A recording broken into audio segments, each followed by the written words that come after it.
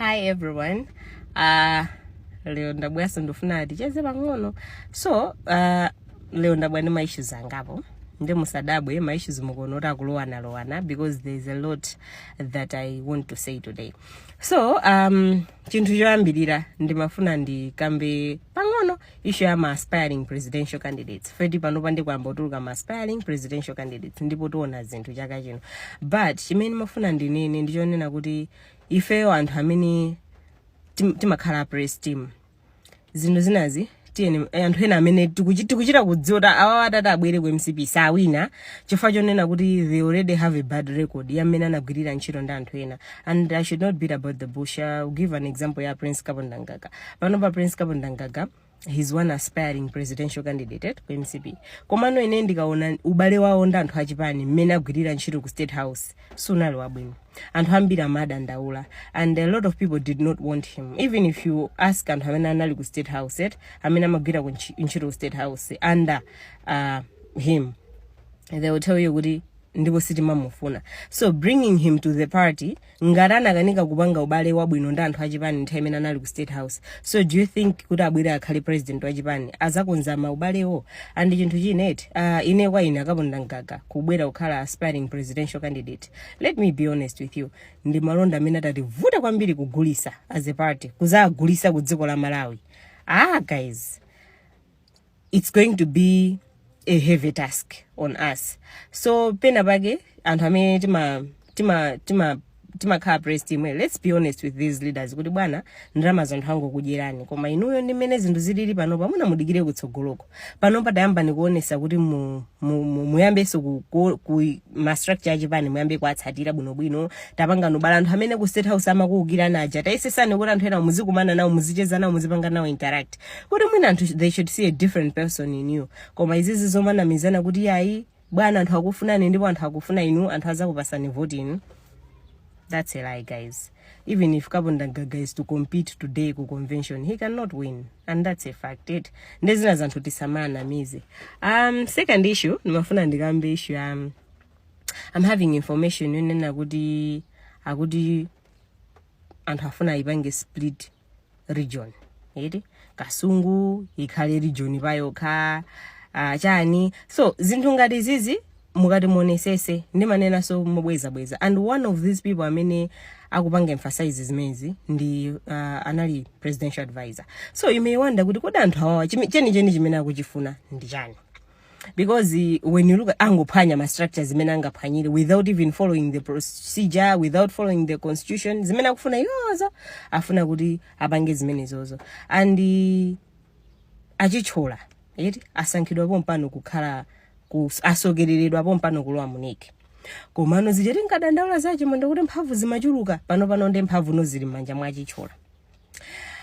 He can make demands and they should follow zimene akunena yoso just because he's connected to Chakwera. Ndechi chose chimene akufuna achakwera, he's doing it with achichola. And mosasata malamulo, mosalemekeza chipani, mosalemekeza anthu achipani, mosalemekeza adindo chani kumangopanga zinthu ruthlessly. So zinthu ngati zizet ineyo kwa chachikulu kwambiri so chimene ndabwerera ndikuima kwambiri pa Chakwera apa. Ndipo even if it means kuti we will do anything to make sure kuti people should know the truth why I am against his leadership, honestly I would come here and tell people the truth. Another point imene ndimafuna kwambiri imene ndipangisa kuti lero ndibwere panopa kuti I should do this video. Ineyo Chakwera atamenya tebulo kukwiya kuti I'm not going anywhere, I'm here to stay, I'm still the president of Malawi Congress Party. Ndinakhala ndi chidu choti ndimapanga find out kuti I should know it kuti chimene Chakwera kukakamira pampando osasira anthu ena ndi chani. So I've discovered kunena kuti si chinthu china pampando papali ndalama opya ndipo Chakwera alandira ndalama osati masewera. I hear kunena kuti nthawi ya campaign anthu they organized the token ndikuwapatsa 100 billion plus imene anapereka ku chipani koma anapasa cash Chakwera. And ndrama ifeyo imene ndimadziwira ineyo because ndimapereka my own point of view. Ndalama zopita ku chipani zimenekera kuti zidutse through treasure general. Treasury General is supposed to be aware. Ndipo ndamene ama yendesa so dongosolo la ndalama kuti kwabwera ndalama izi titani amenekera kulongosola zimenezo ndi Treasury General. Kuti mumufuse Treasury General lero ngati 100 billion plus imene kuchipana anayilandira kuzana kuti kulibeko sinafike so kuchipana. And not only that, dziko lina lake kwa alu yako mu Africa muno every year limapereka $1 million kwa basaja kwera yothandizira Japan. I tell you that money has not reached the doors of Malawi Congress Party. Ndalama zimene zizaja kwera, I don't know. Maybe he should explain to us where that money is. So when I tell people kuna kudaja kwera kukhapa mpandopo sura ukhawa fete akuchikonda Japaniji.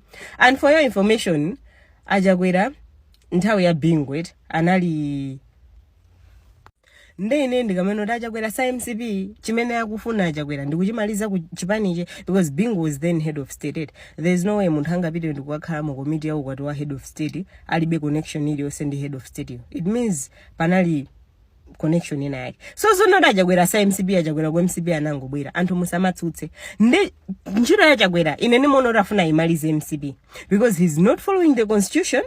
Mandate yawo inatha the time he lost ngati president, because even him being at that position, he was elected unconstitutionally because this national executive Imenedi boy it was elected unconstitutionally. Musa tsatira malamulo temu ya wanthu inali data and hana pangira anazikagamira maudindo, and unfortunately one of those people amene analoti anali number 1 kunoti ai convention ichitike next year sajitike 2023 pangike 2024 lost.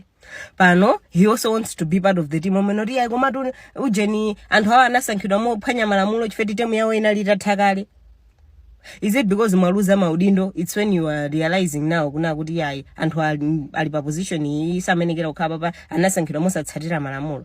And another thing I've realized kwa MCP yet kuna chuluka anthu amakani. So chimene chimachitika munthu ukakhala makani umuona ngati kuti you are a strategist. Nde umuona ngati kuti makani aja nde kuti ndikudziwa ndale. Anthu amona ndale sitimapitira nkalasi.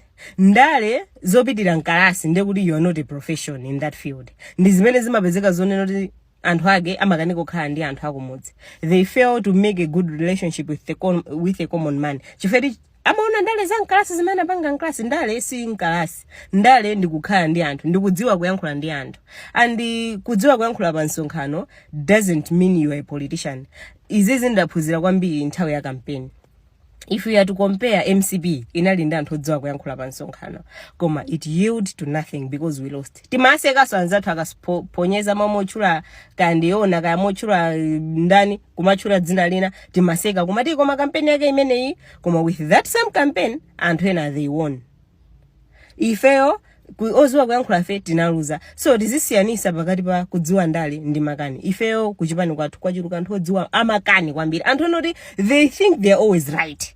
Odolo kwadzudzula samamva amona ngati kuti ndodziwa zinthu. Nde izizi it has yielded to nothing but the destruction of MCP. And ine ndikunena mobwereza, ever since I started making these videos I've always said kuti akuluakulu ngati tikufuna MCP izagweso mochitisa manyazi, then we can put Chakwera on that position. In fact, Muna, so you should just declare him as the life president of MCP because many zikonekera zota Chakwera kusiya mpando. Amwene mpando kulindalama mpando ndono he cannot live. Komaso akukakamira udindo. Let's look at how he has performed ngati president wa Japan. Sindukamba za dziko because even kudziko kunde he failed, completely failed. Ngati president wa Japan ubale wake ndi anthu unaluotani Chakwera amanena kuti akupanga za dziko kusiya kupanga za Japan. So why is it that now akukakamira mpando wa Japaniyo? So honestly speaking, anthu amene mukumana miza Chakwera kuti ayi bwana zinthu zili bwino muinaso, you guys are just being selfish. Tell this man the truth. Apita kapume tapasa ulemu ngati a president opuma koma osati muzanyozesa kuti azibepusidwa ndi anthu chifukwa choti anthu ena ake you are very selfish, you are clinging to him because muzoti akachingochoka pa Chakwera ife tathera pomwepa. Let's be honest with this man. He has poorly performed and palibe chanzeru chichonse chimene Chakwera angazabwerese chosintha kwa MCP apart from kungotipangisa so kuti tizaluzeso. So let's consider izizi ngati anthu a Japan.